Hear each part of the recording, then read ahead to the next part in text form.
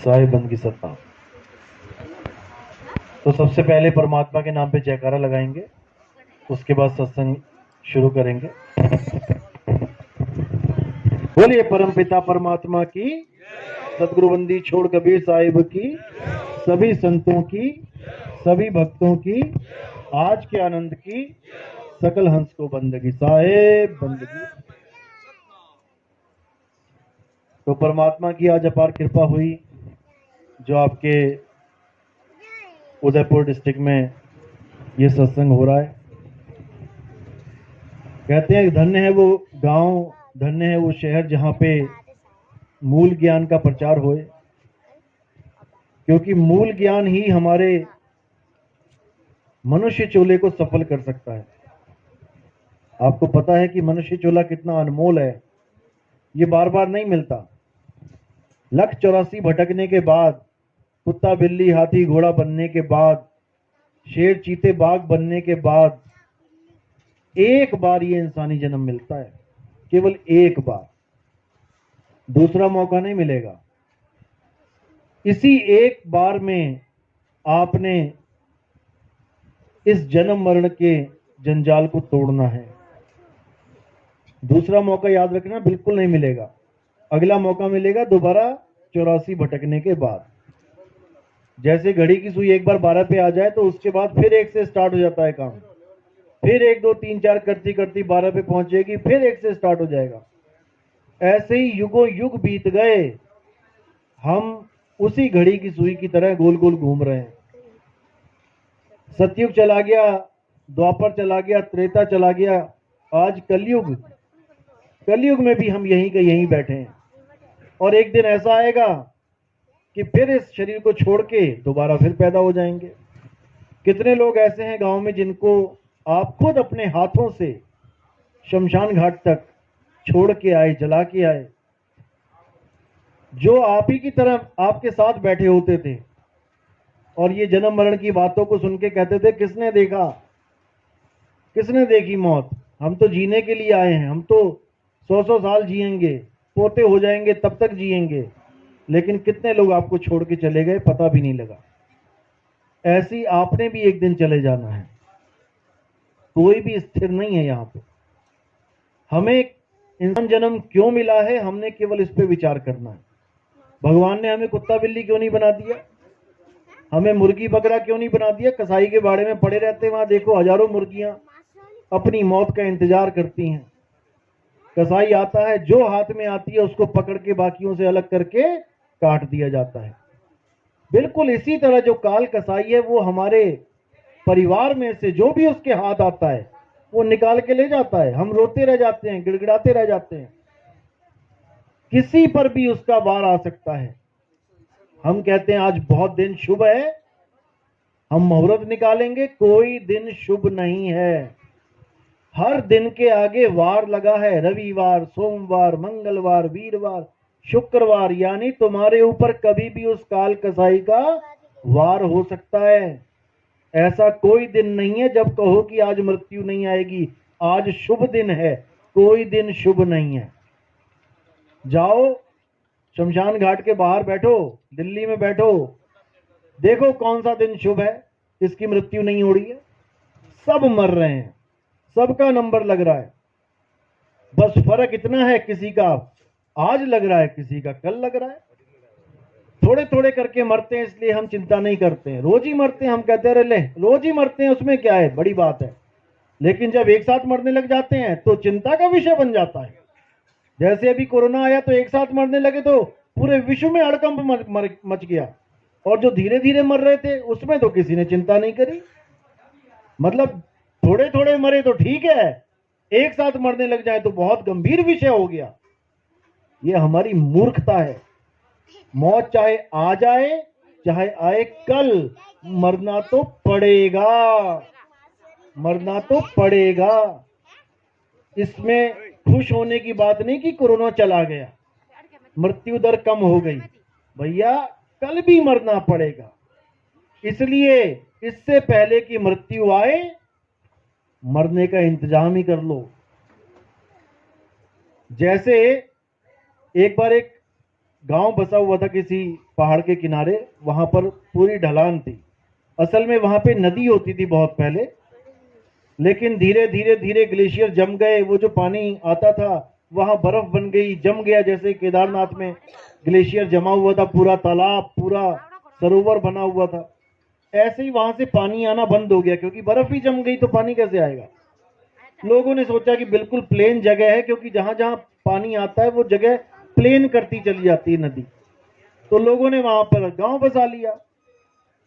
किसी सयाने ने देखा कि यार ये लोग तो बड़ी गलत जगह गांव बना के बैठे, तो नदी का रास्ता है, जिस दिन नदी आ गई इन सबको बहा के ले जाएगी, इससे अच्छा तो किसी पहाड़ पे इक्का दुक्का मकान बना लेते। उसने आके समझाना शुरू करा कि बेटा नदी आएगी, नदी के रास्ते में तुम आ गए हो, वो किसी को नहीं बख्शेगी। तुम एक काम करो, अगर तुम यहां से नहीं भी जाना चाहते हो, क्योंकि कोई मान नहीं रहा था जाने को, तो उसने कहा कम से कम तुम तैरना तो सीख लो।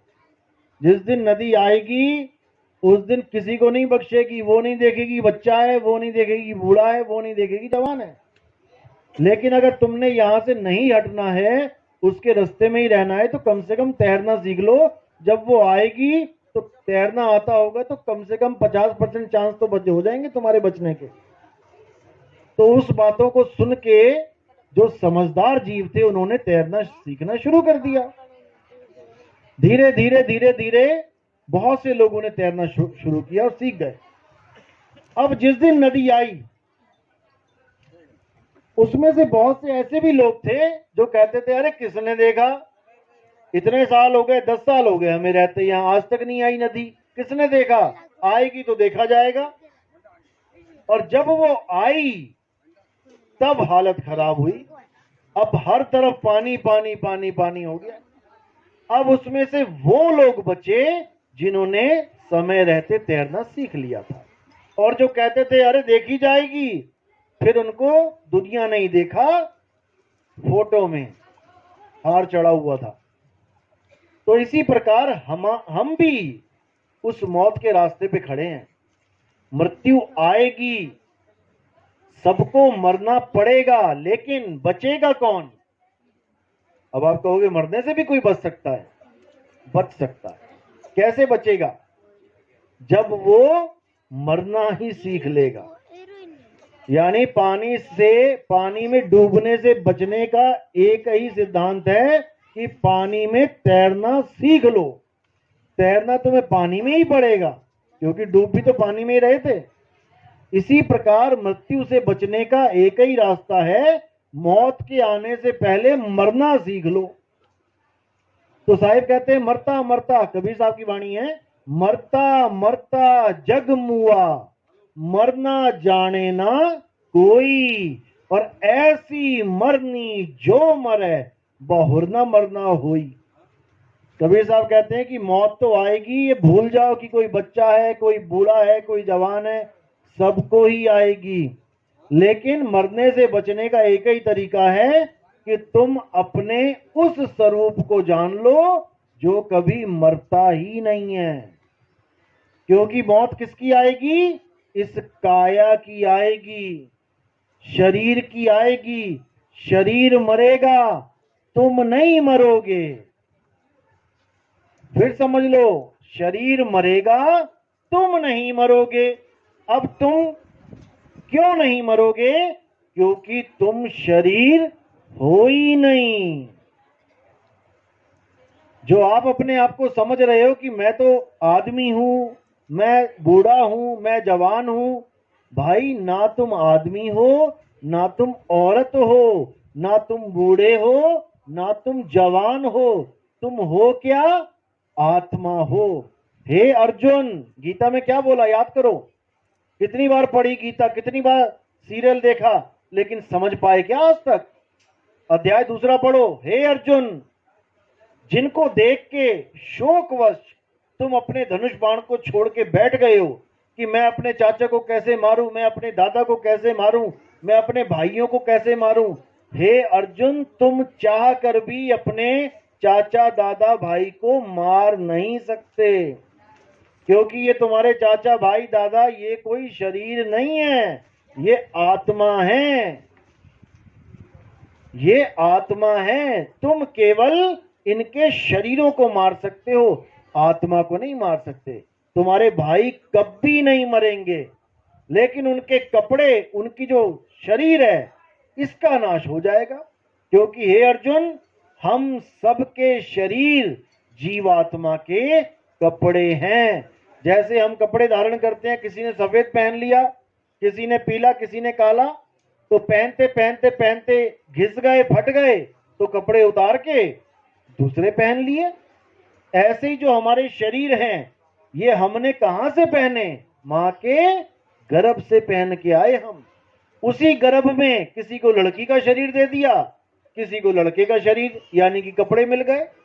कोई लड़की की ड्रेस पहन के आ गया, कोई लड़के की ड्रेस पहन के आ गया। अब वो अपनी ड्रेस को ही अपना स्वरूप मान बैठा।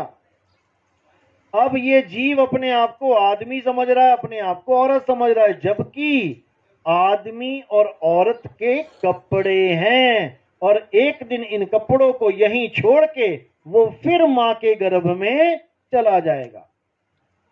कितनी दुनिया है, आप देखो नजरों से, कितने लोग, कितने जानवर, कितने हाथी घोड़ा बिल्ली पक्षी कितने हैं।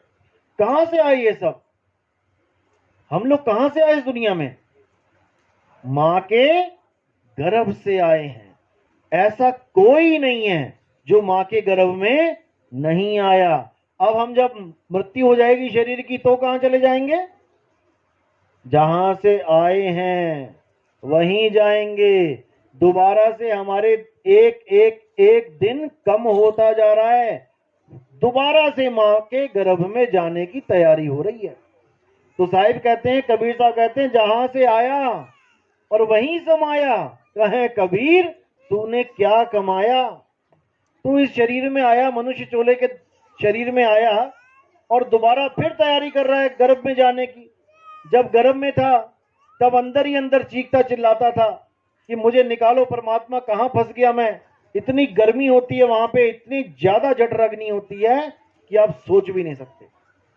उल्टा लटकाया जाता है आपको, पैर ऊपर होते हैं, सिर नीचे होता है, और मल मूत्र में पड़े होते हो। तब परमात्मा से अरदास करते हो कि एक बार मुझे निकाल दो यहां से, मैं तेरी रोज भक्ति करूंगा, एक पल भी तुझे नहीं बिसारूंगा, तुझे भूलूंगा नहीं। लेकिन बाहर निकलते ही हमें माया की हवा लग जाती है। माया की ऐसी हवा लगी कि अब परमात्मा कौन, तू कौन और मैं कौन। मैं तो एमएलए, मैं तो सीएम, मैं तो पीएम, मैं तो यहाँ का ग्राम पंचायत का प्रधान बन गया। भाई कोई कुछ नहीं बना। दोबारा गर्भ में जाने की तैयारी हो रही है, चाहे वो कोई भी क्यों ना हो। अब बचना क्या, कैसे है? दोबारा मां के गर्भ में जाने से कैसे बचा जा सकता है? अगर तुम्हें ये कपड़े चाहिए ही नहीं, अगर तुम्हें ये शरीर चाहिए ही नहीं, तो मां के गर्भ में जाना ही नहीं। बस यही एक तरीका है मां के गर्भ से बचने का। अब किसको नहीं चाहिए कपड़े? हाथ खड़ा करो जरा, किसको नहीं चाहिए? और अभी किडनी फेल हो जाए, डॉक्टर के पास जाओगे, डॉक्टर साहब मुझे बचा लो, डॉक्टर साहब मुझे बचा लो। किसको बचा लो? तुम तो अमर अविनाशी हो, तो किसको बचाने के लिए बोल रहे हो? कपड़ों को। डॉक्टर साहब इन कपड़ों को बचा लो, इंजेक्शन लगवा लो, कुछ भी करो, ये कपड़े ना चले जाएं कहीं। और जहां पे आशा वहीं पे वासा। ये कपड़ों से कोई मुक्त नहीं हो सकता जब तक वो अपने स्वरूप को ना जान ले, यानी वो उस चीज को ना जान ले जो बिना कपड़ों के भी जीवित है। क्योंकि तुमने अपने आप को ये कपड़ा समझ लिया है। कोई बात नहीं, तुमने अपने आप को ये कपड़ा समझ लिया है, और तुम अपनी आयु को इस कपड़े के साथ नापते हो। अभी किसी को खड़ा करके पूछे भाई आपकी कितनी उम्र है, वो कहेगा 30 साल। क्या तुम्हारी उम्र 30 साल है?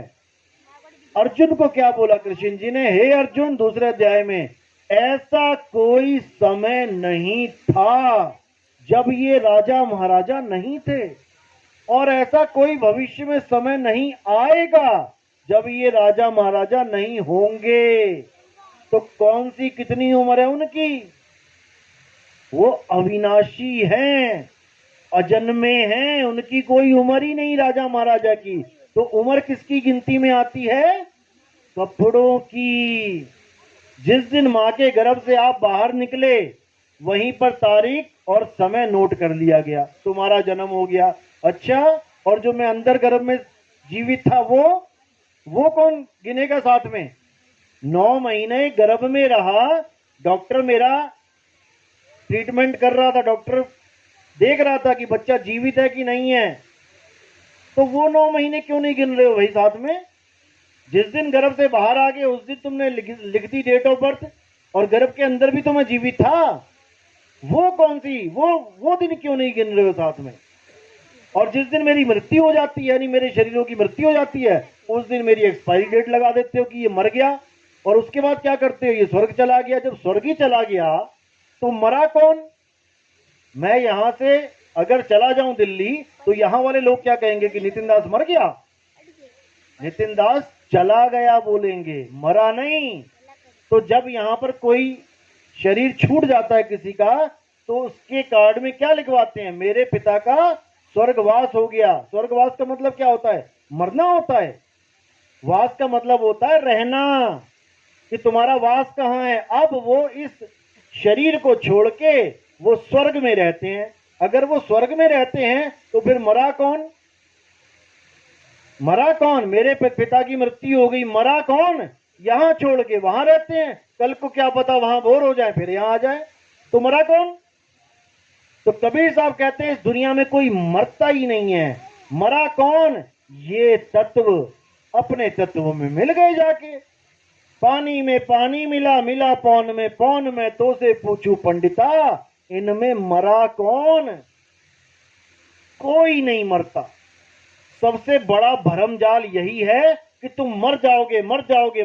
जो अविनाशी जीव है उसके दिमाग में यह डाल दिया गया कि तुम मर जाएगा, जो कभी मर ही नहीं सकता। ईश्वर अंश, जीव अविनाशी। जैसे परमात्मा अविनाशी है, वैसे आप भी अविनाशी हो, हम भी अविनाशी हैं। कोई कभी मरता ही नहीं है, बस शरीरों को छोड़ता है, शरीरों को पकड़ता है। आज इस मकान में रहता है, कल को ये मकान छोड़ के वहां चला गया, वहां छोड़ के अगले गांव में चला गया, अगले गांव छोड़ के अगला गांव चला गया, तो मरा कौन? हम केवल मकान को देखते कि मकान में कोई रहता है तो तरह तरह की आवाजें आती हैं। कभी टीवी की आवाज आ गई, कभी गानों की आवाज आ गई, कभी झगड़े की आवाज आ गई आपस में। और जब वहां से वो लोग चले गए तो मकान बन जाता है खंडर। अब उस मकान में कोई आवाज नहीं आती तो हम कहते हैं मकान मर गया। मकान मर गया कहते हैं जैसे हम इसमें एक जीव रहता है शरीर में, बोल रहा है, खा रहा है, पी रहा है, तो लग रहा है कि हाँ जीवित है, वो लग रहा है जीवित है। अब जब इसको छोड़ के चला गया वो, अब शरीर को देख के हम कह रहे हैं कि ये मर गया। शरीर तो पहले से मरा हुआ था।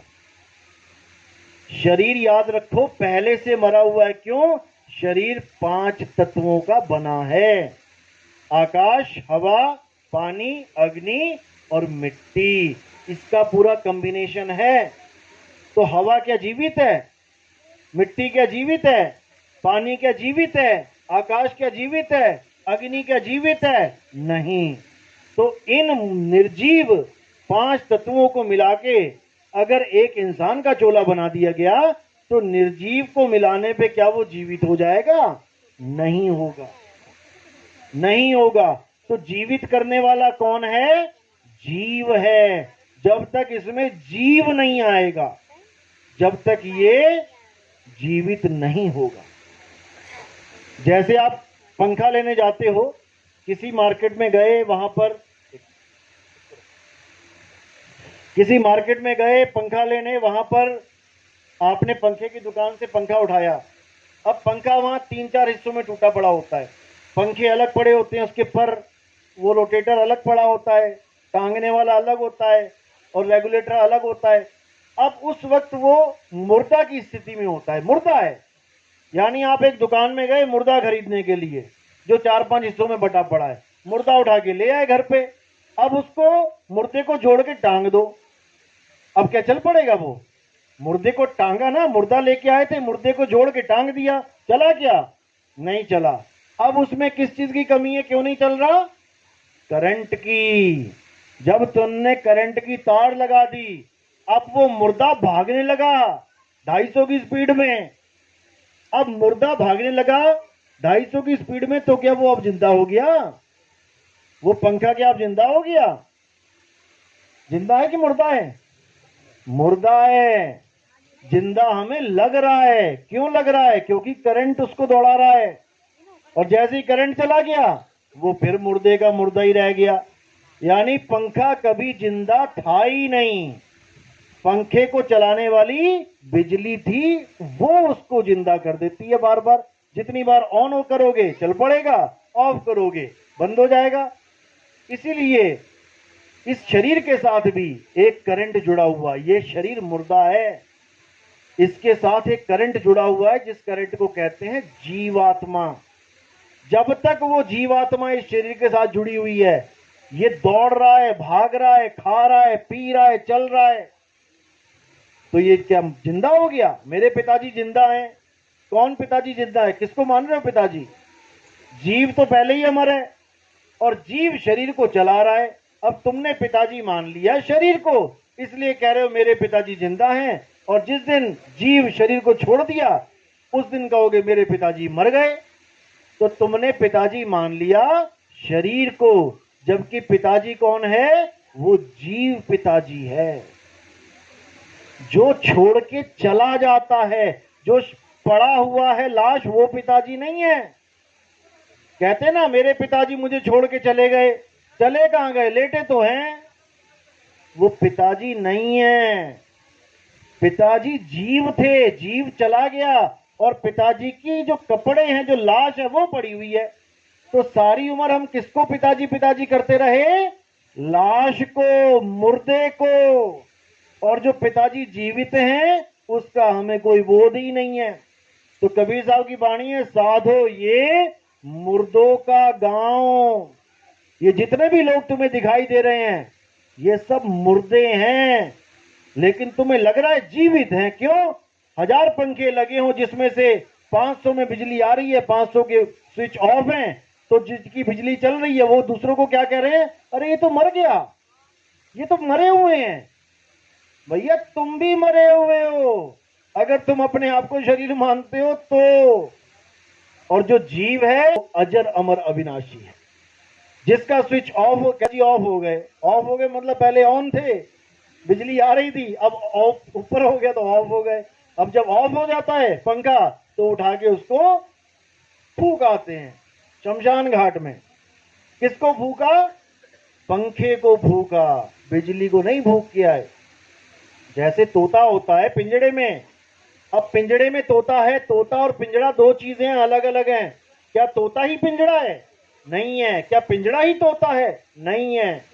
अब ये पिंजड़ा क्या है? ये शरीर। इस पिंजड़े में एक तोता बैठा है जो रोज बोलता है मिट्ठू मिट्ठू। अब बस फर्क इतना है कि वो तोता दिख नहीं रहा। वो तोता किसी को दिखता नहीं है, तो लोगों को लगता है पिंजड़ा बोल रहा है। अच्छी तरह समझना इसको। लोगों को लगता है कि पिंजड़ा बोल रहा है, जबकि पिंजड़े में बैठा तोता बोल रहा है। अब एक दिन पिंजड़े की मृत्यु हो गई, क्योंकि तोता तो उड़ गया। जैसे ही तोता उड़ गया, मानो आज उड़ गया। अब पिंजड़े की मृत्यु होगी, पिंजड़ा पड़ा हुआ है।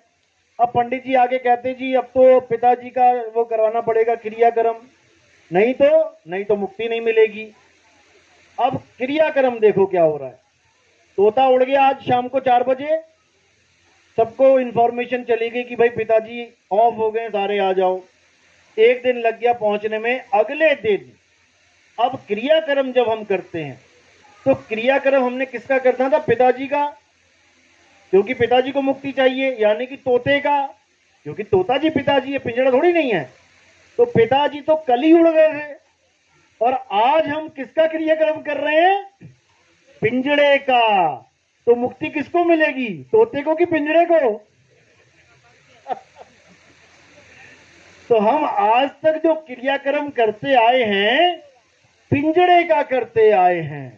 तोता तो चला गया, तोते को तो अगली जून मिल गई, और पिंजड़े को हम लाद के कह रहे हैं कि पिताजी मर गए, ये पीछे पिताजी लाद। पिताजी तो चले गए, और क्रियाक्रम करते रहे तुम पिंजड़े का, अब पिंजड़े को मुक्ति मिल जाएगी। तो ये है भरम जाल। कबीर साहब कहते हैं, ना मैं क्रियाक्रम में रहता और ना एकांत निवास में, मोह को कहां ढूंढे रे बंदे, मैं तो तेरे पास में। इसी प्रकार परमात्मा हमारे पास है, लेकिन हम फंस गए हैं माया के जाल में। माया क्या है? माया के डेफिनेशन क्या है? आज हर संत ये बोलता है, आप टीवी ऑन करो, हर संत एक ही बात बोलता है, मोह माया से दूर हो जाओ, मोह माया से। माया है क्या? माया की डेफिनेशन क्या है? कबीर साहब क्या कहते हैं? संतों जो बदले सो माया। जो भी चीज बदल रही है वही माया है। जब हम पैदा हुए छोटे से थे, हम बड़े हो रहे हैं, हमारी शक्ल बदल गई, हमारे बाल काले से सफेद हो गए, हमारे दांत जड़ गए, हमारी चमड़ी बदल गई, रंग रूप बदल रहा है, इसका मतलब हम माया हैं। ये काया ही माया है। और जो कभी ना बदले वो क्या है? वो है सत्य, वो है परमात्मा जो कभी नहीं बदलता, जिसका ना कभी जन्म होता है ना कभी मृत्यु होती है। तो कौन है वो? किसके बारे में बताया? हे अर्जुन, आत्मा अजन्मा है। ना तो किसी समय में आत्मा की जन्म होता है, ना ही कभी आत्मा की मृत्यु होती है। आत्मा को छोड़कर इस दुनिया में जो कुछ भी दिखाई देता है अर्जुन, वो माया है। और अगर ये जीव इंसानी चोले में आकर भी माया का गुलाम बन बैठे, माया की पूजा में व्यस्त हो जाए, तो उसको अगला जन्म भी मायावी ही मिलता है। और जो अपनी आत्मा में रमण करता है, अध्याय 3 17वां श्लोक, जो लोग अपनी आत्मा में रमण करते हैं, जो अपनी आत्मा में स्थित हो जाते हैं, जो अपनी आत्मा में संतुष्ट हो जाते हैं, हे अर्जुन, उन्हें किसी भी अन्य धार्मिक कर्म कर्तव्यों को पालन करने की जरूरत ही नहीं पड़ती। यानी किसी मंदिर जाने की जरूरत नहीं पड़ती, क्योंकि मंदिर क्या है? मंदिर भी माया है, क्योंकि बदल रहा है। जैसे ही बनना शुरू किया, ईंट पे ईंट रखी, देखो बदल रहा है, रोज बढ़ रहा है, तुम्हारी काया की तरह। करते करते करते बढ़िया से कलर कर दिया, सब कुछ बढ़िया कर दिया, कितना ही बढ़िया कर दो, एक दिन फिर वो ध्वस्त हो जाएगा। तो जो बना, टिका और बिगड़ गया, वो 3 गुणों के अधीन आ गया, वही माया है। इसी को बोला है त्रिगुणी माया। संतो माया महाठगिनी हम जानी, त्रिगुण फांस लिए कर डोले, बोले माधुरी बाणी, माया महाठगिनी हम जानी। इस माया ने सबको ठगा है, 3 गुणों से ठगा है। जब तक हम 3 गुणों से ऊपर नहीं उठ गए, 7वां अध्याय पढ़ो, हे अर्जुन, जो लोग 3 गुणों से नीचे रह जाते हैं, जो त्रिगुणी माया में उलझे रह जाते हैं, वो अपना अनमोल जन्म बर्बाद कर जाते हैं। असली भगत वो होते हैं जो 3 गुणों से ऊपर उठ जाते हैं, यानी वो उस चीज की पूजा कभी नहीं करते जो 3 गुणों के अंतर्गत आ जाती है। 3 गुणों का मतलब है रजोगुण, सतोगुण, तमोगुण। रजोगुण का मतलब होता है कोई भी चीज का पैदा होना, जिसको हम ब्रह्मा जी कह देते हैं, रजोगुणी ब्रह्मा। ब्रह्मा का जो मूल कार्य है वो क्या है? सृष्टि को सर्जन करना। ब्रह्मा जी सारी सृष्टि को बनाते हैं। आगे है सतोगुण। सतोगुण कौन है? विष्णु जी का नाम लेते हैं वहां पे, यानी सृष्टि का पालन करना। और तमोगुण क्या है? सृष्टि का संहार करना। उसके लिए किसका नाम लिया जाता है? भोले शंकर का, कि शंकर जी ही संहार करते हैं। ब्रह्मा जी पैदा करते हैं, विष्णु जी पालना करते हैं, और शंकर जी संहार करते हैं। अब जिस भी चीज को पैदा, पाला या संहार किया जाए, वही माया है। कोई भी चीज है जो पैदा हो रही है, पल रही है कुछ देर, और उसके बाद उसका नाश हो रहा है, माया है। और अगर तुम माया में अटके रहोगे तो कभी परमात्मा को प्राप्त नहीं कर सकते।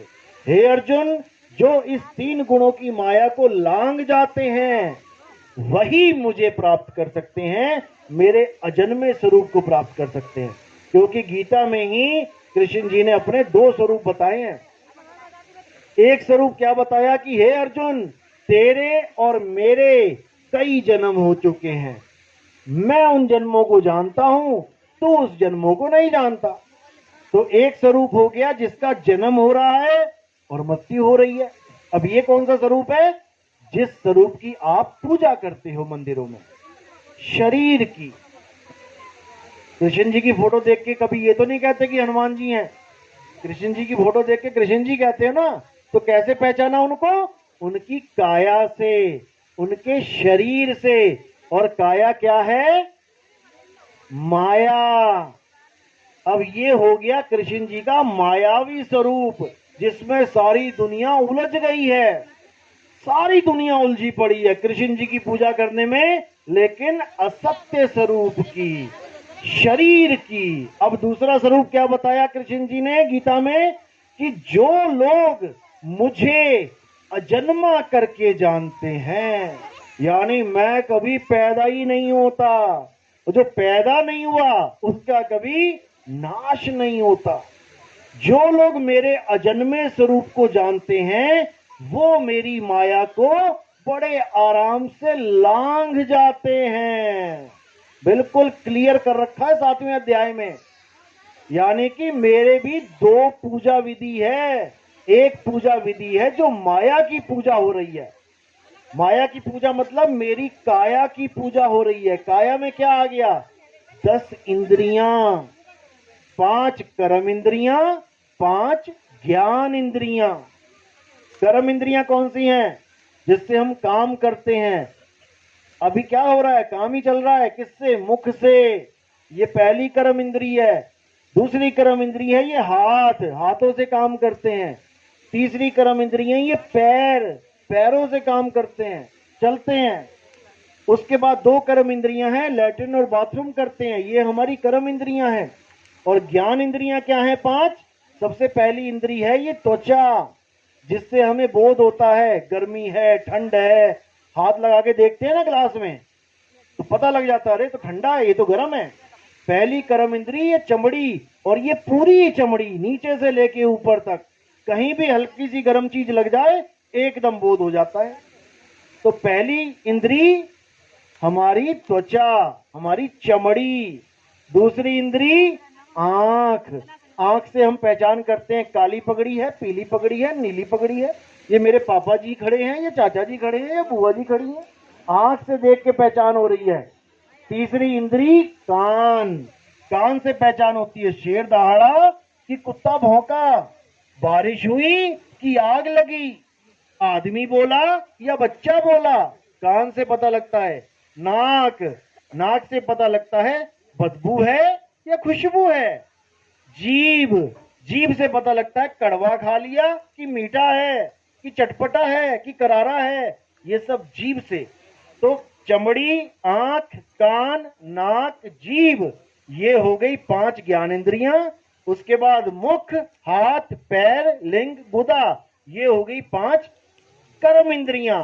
अब इन्हीं इंद्रियों को अगर हम अलग अलग कर दें, आंख अलग लगा दें, यहां टांग दें, नाक अलग टांग दें, चमड़ी पूरी एक अलग टांग दें, हाथ पैर अलग कर दें, तो इसको कौन भगवान बोलेगा? आंख को, कान को, नाक को कोई बोलेगा क्या? नहीं बोलेगा। अब इसी का एक बंडल बना दें। जब हम फोटो बनाते हैं किसी की तो क्या बनाते हैं? चमड़ी बना दी, कान लगा दिया सही जगह पे, नाक लगा दी सही जगह पे, आंखें लगा दी, हाथ पैर लगा दिए। अब वो कौन बन गया? अब पूजनीय बन गया, भगवान बन गया। अलग अलग कर दो तो भगवान नहीं है, और इकट्ठा कर दो तो वो भगवान बन गया। यही माया है, यही माया है। इस माया को जब तक तुम नहीं समझोगे, जब तक तुम इस माया से पार नहीं जा सकते। कितना ही जोर लगा लो, कितने ही संतों के पास चले जाओ कि हमें माया जाल से निकाल देगा संत, अरे यही माया जाल है। ना तुम आंख हो, ना तुम कान हो, ना तुम नाक हो, ना तुम चमड़ा हो, ना तुम हाथ हो, ना तुम पैर हो, ये तो तुम्हारे हैं। मेरी आंख, मेरा कान, मेरी नाक, तो मैं कौन हूं?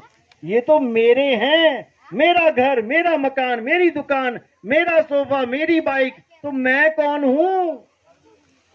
जब तक मैंने खुद को नहीं जाना कि मैं क्या हूं, जब तक मेरी मेरी मेरी को ही मैं समझता रहूंगा। मेरी आंख, मेरा कान, मेरा नाक, इसको मैं समझता रहूंगा। मैं क्या हूं? अपनी फोटो क्या दिखाते हो? एक तोते को बोला कि अपनी फोटो खिंचवा के लेके आ, और तोता अगर अपने पिंजड़े की फोटो खिंचवा के लेके आ जाए तो हम हंसेंगे, अरे भैया तेरी बोला, तेरे पिंजड़े की थोड़ी नहीं बोला। लेकिन जब मैं आपको कहता हूं अपनी फोटो खिंचवा के लेके आओ, तो किसकी खिंचवा के लाते हो? पिंजड़े की। जब को राशन कार्ड में फोटो लगाते हो ना, अपनी और अपने बच्चों की फोटो खिंचवा के लाओ, तो तुम अपने पिंजड़े की और अपने पिंजड़ों की फोटो खिंचवा के लेके आते हो। ये तुम्हारे पिंजड़े हैं। जब ये तुम्हारे पिंजड़े हैं, ये तुम नहीं हो, तो भगवान कृष्ण वो पिंजड़ा कैसे हो सकते हैं भाई? समझो, ध्यान से, गौर से। जिसकी तुम पूजा कर रहे हो दिन रात, वो कृष्ण जी नहीं है, वो कृष्ण जी का पिंजड़ा है। पिंजड़े की पूजा कर रहे हो दिन रात। कृष्ण जी का तो आता पता नहीं है तुम्हें, कृष्ण जी होता क्या है। जैसे तुम्हें खुद का आता पता नहीं है। तोता अपने आप को जानता ही नहीं है मैं तोता हूं, वो अपने आप को पिंजड़ा मान के बैठ गया है। अब वो तोता क्या है? आत्मदेव है। और पिंजड़ा क्या है? माया है। रोज बदल जाता है। आज बाल लाल हैं, कल को काले कर लो, बदल गया। लेकिन तोता नहीं बदलता। उसी को आत्मा बोला गया है। कबीर साहब कहते हैं, अरे आत्म ज्ञान बिना नर भटके, कभी काबा कभी काशी, जल में मीन प्यासी, मुझे देख दे आवे हंसी। कि मुझे हंसी आती है। काशी में क्या देखने जा रहा है? कृष्ण जी का पिंजड़ा। वो केदारनाथ में क्या देखने जा रहा है? शंकर जी का पिंजड़ा। अरे भाई, शंकर जी, कृष्ण जी आत्मा है, पिंजड़े नहीं है। और तुम भी एक आत्मा हो, पिंजड़ा नहीं हो। जब तक तुमने अपना बोध नहीं कर लिया, जब तक तुम पिंजड़ा ही मानते रहोगे। कबीर साहब कहते हैं, अरे 10 द्वारे का पिंजड़ा, तामे बोले कौन, रही में को अचरज है, उड़ा सो अचरज कौन। जो तुम्हारा तोता होता है पिंजड़े में, तुम हल्का सा गेट खोल देना रात को, फुर करके उड़ जाएगा। उसके बाद तुम सारी उम्र गेट खोल के रखना, वापिस आएगा क्या? कभी नहीं आएगा। लेकिन इस काया में जो तोता है, ये 9 दरवाजे खुले पड़े हैं, फिर भी नहीं उड़ता। इस पिंजड़े में 10 दरवाजे हैं, जिसमें से एक दरवाजा तो कर दिया है बंद, गुप्त है, और 9 दरवाजे दिए खुले। हे अर्जुन, इन 9 द्वारों के पिंजड़े में जीव रहता है। कौन से 9 द्वार? 1 2 2 आंखें, 1 2 2 कान, 2 और 2 4, 1 2 नाक के 2 छेद, 6 मुंह, 7वां दरवाजा लिंग और गुदा, लैट्रिन बाथरूम, ये 2 दरवाजे अलग, 9 दरवाजे हो गए। इन 9 दरवाजों में से ही जीव यानी तोता अंत में उड़ जाता है। मरते हुए किसी के देखोगे लैट्रिन निकल गई बेचारे की, किसी की पेशाब निकल जाती है, किसी की जीभ बाहर आ जाती है इतनी लंबी, किसी की आंखें बाहर आ जाती हैं, किसी के नाक में से, कान में से खून निकल जाता है। इन 9 दरवाजों में से ही सबको एक दिन पिंजड़ा खाली करके जाना पड़ेगा। जो 9 दरवाजों से निकल गया वो कहां गया? वो 1,84 में चला गया। अब एक 10वां दरवाजा है।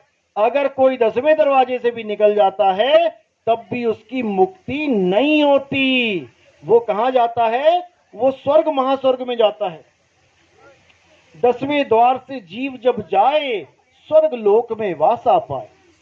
थोड़े दिन भोगेगा वहां पे स्वर्ग, उसके बाद क्या? जब अपनी कमाई खत्म हो गई स्वर्ग वाली, चल नीचे, फिर से यहीं आ जाएगा।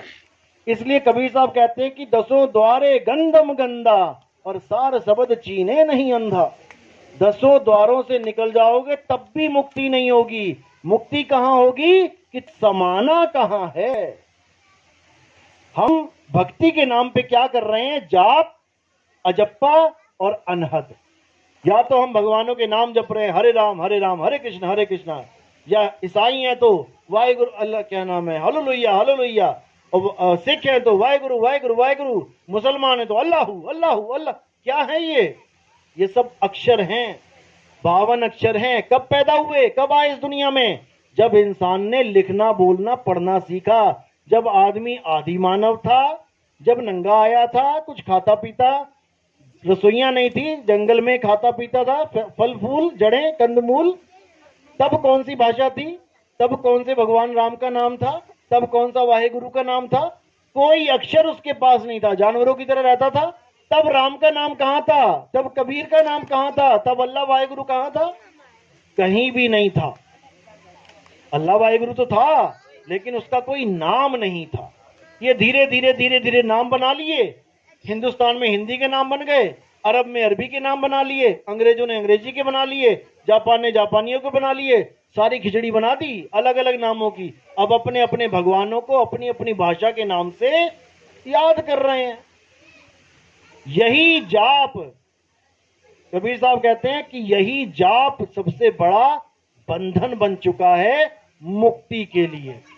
यही सबसे बड़ा बंधन है। प्यास लगती है तो कौन सा नाम जपते हो भाई? कौन सा नाम जपते हो? कहां जाते हो? सीधे पानी के पास। और पानी ना पता हो तो लोगों से पूछते हो, भैया कहीं नल लगा है, भैया कहीं पानी मिलेगा? क्यों? क्योंकि तुम्हें वहां पर इतना पता होता है कि पानी की प्यास किसी मंत्र से नहीं बुझेगी, पानी पीने से बुझेगी। लेकिन जब भगवान की बारी आती है कि भगवान को याद करना है, भगवान को पाना है, तो मंत्र आ जाता है बीच में से, राम राम राम राम राम राम, अल्लाहू अल्लाहू अल्लाहू। अब ये तो आया आया, अब इसमें बड़ा छोटा भी आ जाता है। तेरा अल्लाहू छोटा है, मेरा राम बड़ा है। तेरा वाहेगुरु छोटा है, जीसस बड़ा है। अब बड़ा छोटा क्या कर रखा है? नमो को।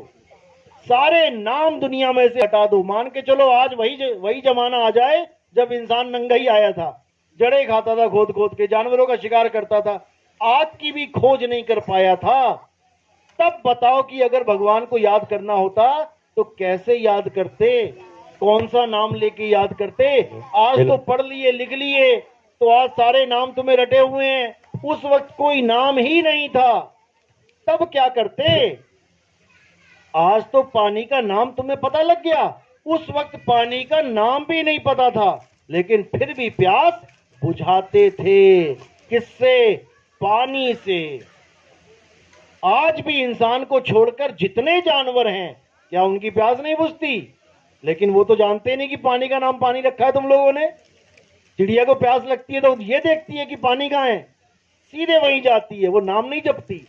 लेकिन इंसान परमात्मा की खोज ना करके परमात्मा के नाम में फंस गया है, केवल नाम में फंस गया। तुम किसको मानते हो? मैं अल्लाह को मानता हूं। अरे रे रे रे, ये तो बेकार बंदा है। अब उसने केवल अक्षर बोला है अल्लाह। अब चाहे वो अल्लाह उसका राम ही क्यों ना हो, लेकिन वो अल्लाह के नाम से परहेज करके बैठ गया है। जैसे पानी का नाम है जल, वाटर, नीर, तोय। अब अगर वहां चले जाओगे बंगाल में तो वहां पे जल को बोलते हैं जौल। अब तुमने वहां पूछा भैया पानी है क्या? अरे नहीं पानी नहीं, यहाँ तो जौल मिलता है, पानी नहीं है यहाँ पे। तुम कर्नाटक में चले जाओ, वहां नीर बोलते हैं, नीर। तुम पानी पानी कह के थक जाओगे, वो कहेंगे भैया नीर मिलता है यहाँ पे। अब तुम्हें पानी के नाम से एलर्जी है, लेकिन नीर भी उसी का नाम है। दिक्कत ये है, अल्लाह बोलो, वाहेगुरु बोलो, गॉड बोलो, कुछ भी बोलो, वो ताकत एक है जो तुम्हें चला रही है। ये करंट एक है, ये सारी दुनिया के पंखों को चला रहा है, क्योंकि ये एक है। इसी प्रकार हमने उस एक को जानना है जो हम सबको चला रहा है। वो कौन है? घट घट मेरा साइया, सुनी सेज न कोय, और बलिहारी व घट की, जिस घट प्रगट होए। वो कनेक्शन सबके साथ जुड़ा हुआ है, तभी तो ये सारे पंखे चल रहे हैं। ये सारे पंखे चल रहे हैं। जिस जिसका कनेक्शन ऑफ होता जाएगा उसका पंखा गिरता जाएगा। बस उस कनेक्शन को जानना है। हम अपने आप को पंखा मान रहे हैं बार बार, इसलिए दोबारा दूसरे पंखे की डिमांड कर देते हैं। अब हमने अपने आप को करंट जान लेना है, और जब हम करंट ही हो गए, अब हमें किसी पंखे की जरूरत नहीं है। पंखे को करंट की जरूरत है कि करंट को पंखे की जरूरत है? पंखे को करंट की जरूरत है। करंट तो अपने आप में पूर्ण है, उससे तुम पंखा चला लो, उससे तुम गीजर चला लो, उससे तुम हीटर चला लो। करंट अपने आप में पूर्ण है, उसे किसी की जरूरत नहीं है। इसी प्रकार आत्मा अपने आप में पूर्ण है, लेकिन जब जीवात्मा बनी बैठी है तब इसे शरीर चाहिए। कभी कुत्ते का शरीर पकड़ लेती है, कुत्ता बन के घूम रही गलियों में। कभी बिल्ली का पकड़ लेती है, बिल्ली बन के घूम रही गलियों में। कभी इंसानी चोला पकड़ लेती है तो लड़का लड़की आदमी औरत बन के घूम रही है। लेकिन इसका अपना स्वरूप करंट है। तो हमने उस करंट स्वरूप को जानना है, हमने उस आत्म स्वरूप को जानना है जो शरीरों से अलग है। आत्मा पंखे जैसी, यानी कि करंट पंखे जैसा नहीं है। पंखा अलग है, उसको छूने पे तुम्हें अलग एहसास होगा, और करंट अलग है, उसे छूने पे तुम्हें कुछ अलग ही एहसास होगा। तुम करंट और पंखे को एक साथ नहीं बता सकते। इसी प्रकार आत्मा अलग है, शरीर अलग है।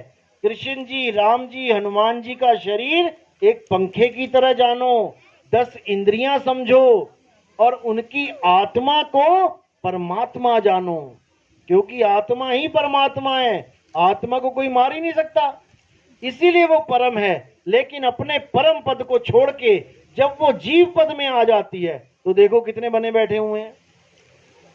बस हमने क्या करना है, अब इस जीव को अपने आत्म स्वरूप में लाना है, और कुछ नहीं करना। कोई अगरबत्ती नहीं, कोई धूप नहीं, किसी मंदिर मस्जिद में कोई जाने की जरूरत नहीं। घर बैठे तुम्हें आत्म ज्ञान हो सकता है। ये पंखे को करंट ढूंढने के लिए कहां जाना पड़ेगा? अरे करंट इसी में है, तभी तो चल रहा है ये। इसीलिए बोला कस्तूरी कुंडल बसे, मृग ढूंढे बन माही, ऐसे रमता राम है ये दुनिया जाने नहीं। तुम्हारा परमात्मा तुम्हारी आत्मा में विराजमान है, उसे बाहर जाके ढूंढने की जरूरत नहीं है। जैसे दूध अगर घी को ढूंढना चाहे तो कहां जाके ढूंढे? अगर दूध घी को ढूंढना चाहे तो क्या पड़ोस के गांव में जाके ढूंढेगा?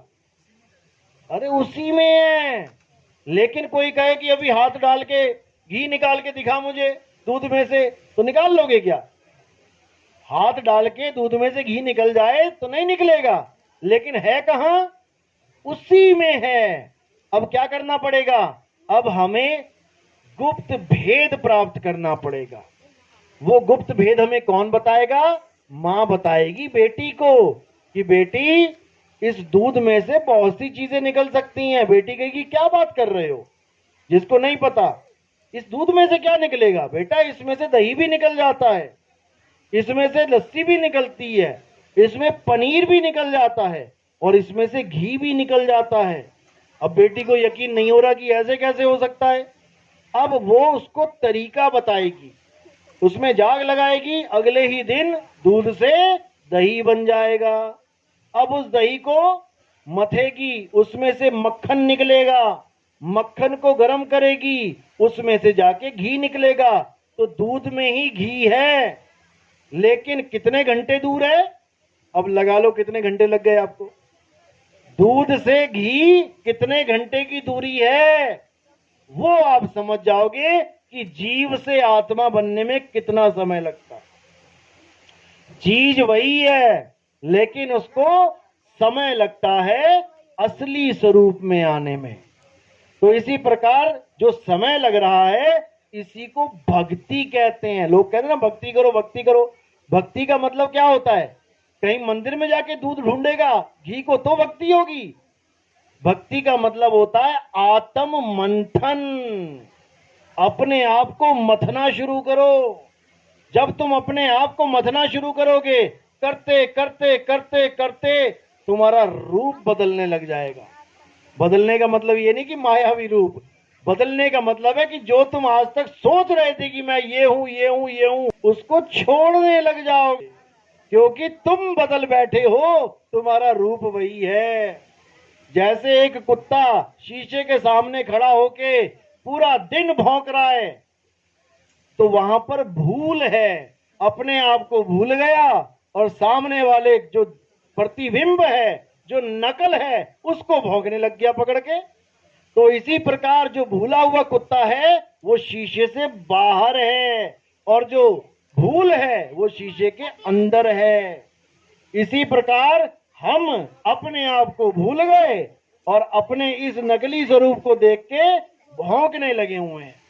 भौंक भौंक के ऐसे मर गए, फिर दोबारा यही नकली स्वरूप प्राप्त कर लिया। तो इसीलिए कबीर साहब ने कहा, जैसे स्वान, स्वान यानी कुत्ता, जैसे स्वान कांच मंदिर भरमते भूख मरे हो, और कहें कबीर नलनी के सुगना तोहे कौन पकड़े हो। कह रहे हैं, अरे तोता पकड़ने वाले क्या करते हैं, तोते को पकड़ लेते हैं। कैसे? एक नली लगा देते हैं, उसके ऊपर घूमने वाली 2 नलियां लगा देते हैं, उसके ऊपर मिर्चियां टांग देते हैं। अब तोता उड़ता उड़ता देखता है मिर्ची, शौकीन है मिर्ची का, आके ऊपर बैठ जाता है। जैसे बैठता है तो वो घूम जाता है नीचे को। अब जैसे नीचे घूमता है तो नीचे पानी कर रखा होता है गड्ढा खोद के उन्होंने, अब वो खूब कस के पकड़ लेता है नली को। अब इतनी तेज पकड़ लेता है कि उसे ये भूल जाता है कि मैंने पकड़ी है, वो सोचता है नली ने मुझे पकड़ लिया। अब वहीं लटका रहता है पूरा दिन और आके उसको पकड़ लिया जाता है।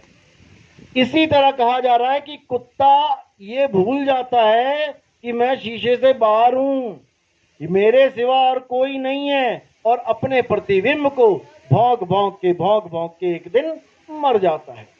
इसी प्रकार हम भी अपने स्वरूप को भूल के अपने नकली स्वरूप के लिए हाय हाय हाय हाय करते मर जाते हैं। तो यही कबीर साहब ने बताया है कि अपने स्वरूप को जान लो। तुमने अपने स्वरूप को जान लिया, अब तुम्हें पिंजड़े से कोई मतलब नहीं है। पिंजड़ा चाहे कभी छूटे, आज छूटे तब भी तोता उड़ के आसमान में खुशियां मनाएगा, और 10 दिन बाद छूटे तब भी जाके खुशियां मनाएगा। तोता कभी रोएगा क्या पिंजड़े से निकलते हुए? तुम एक बार खोल के तो देखो। लेकिन तुम इस पिंजड़े को छोड़ते हुए हंसते हो कि रोते हो?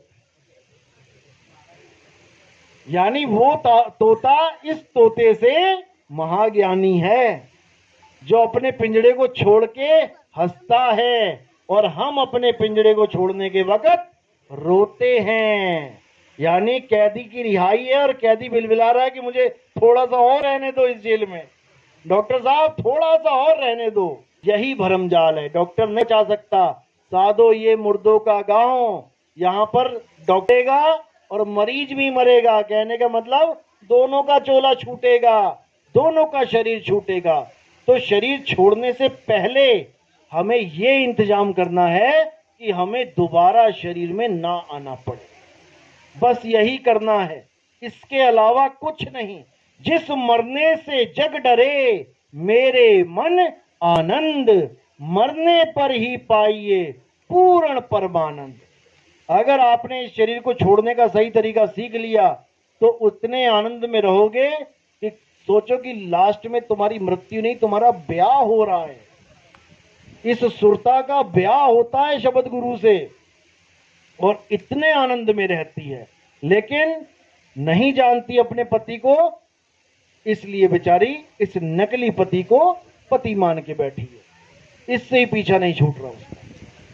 तो इसी के साथ मैं आज का सत्संग यहीं समाप्त करता हूं। बाकी जो हमारे सत्संग है आप YouTube पे देख सकते हैं। कहत कबीर सुनो भाई साधो चैनल है हमारा, कहत कबीर सुनो भाई साधो, आप YouTube पे देख सकते हैं। 1 नंबर से सत्संग सुने, उसमें मैंने नंबर दे रखे हैं 1 2 3 4 5 करके। तो जैसे ही आप 1 नंबर से स्टार्ट करेंगे, धीरे धीरे धीरे आपके दिमाग की सारी बत्तियां जो ऑफ हो चुकी हैं वो सब जलने लग जाएंगी। उसके बाद आपको पता लगने लग जाएगा कि आज तक मैंने जो मंदिर में कृष्ण जी की, राम जी की, हनुमान जी की, माता की जो मैंने पूजा करी थी, तो मैंने पूजा उनकी करी थी या पिंजड़े की? मैंने उनको धोया था मंदिर में या उनके कपड़ों को धोया था? राम ने रावण को मारा था, रावण के कपड़े फाड़े थे? बस इतना समझना है, राम ने कभी रावण को ना मारा था, ना ही राम कभी रावण को मार सकते हैं, क्योंकि रावण कोई शरीर नहीं है, रावण आत्मा है, राम आत्मा है, राम शरीर नहीं है। पूजा किसकी बोली है गीता में? जिसको शस्त्र काट नहीं सकता, अग्नि जला नहीं सकती, वायु सुखा नहीं सकती, जल भिगो नहीं सकता। हे अर्जुन, नैनम छिंदंती शस्त्राणि नैनम दहती पावका न चैनम क्लुंतापे न शोषती मारुता। हे अर्जुन, इस आत्मा को ना तो कोई शस्त्र काट सकता है, ना अग्नि जला सकती है, न वायु सुखा सकती, ना जल भिगो सकता है। उसकी पूजा करो जिसको शस्त्र नहीं मार सकता। और कृष्ण जी के शरीर को क्या लगा था? अंत में तीर लगा था। तीर क्या है, अस्त्र की शस्त्र है? लग गया ना। तो पूजा किसकी बोला था करने को? जिसके तीर भी नहीं लग सकता। और हम किसकी पूजा कर रहे हैं? जिसके तीर लग गया। बस इतना सा फर्क है सत्य और असत्य में। राम जी जब अपनी लीला खत्म करके गए तो कहां पे शरीर त्याग किया उन्होंने? किसमें? जल में।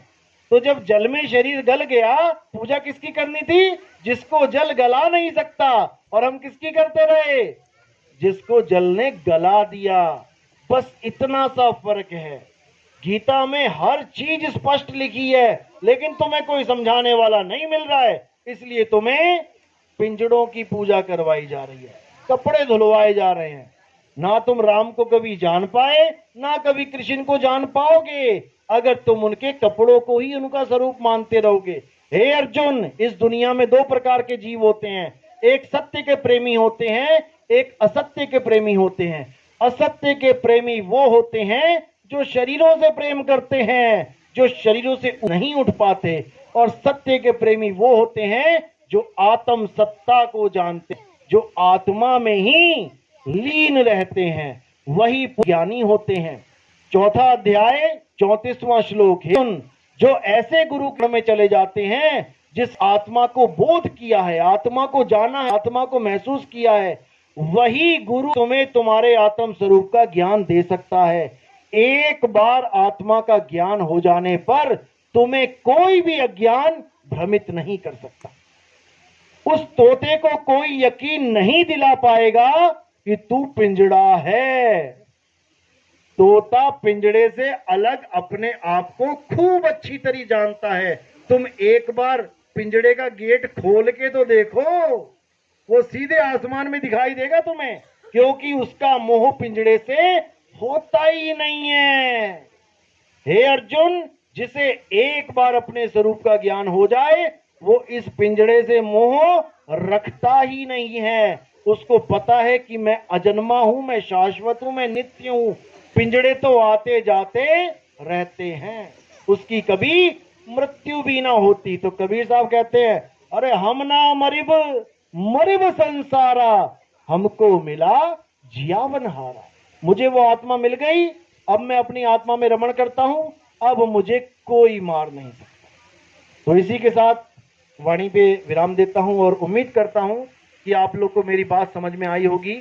जिस जिसके समझ में आई है वो एक बार हाथ खड़ा कर दें।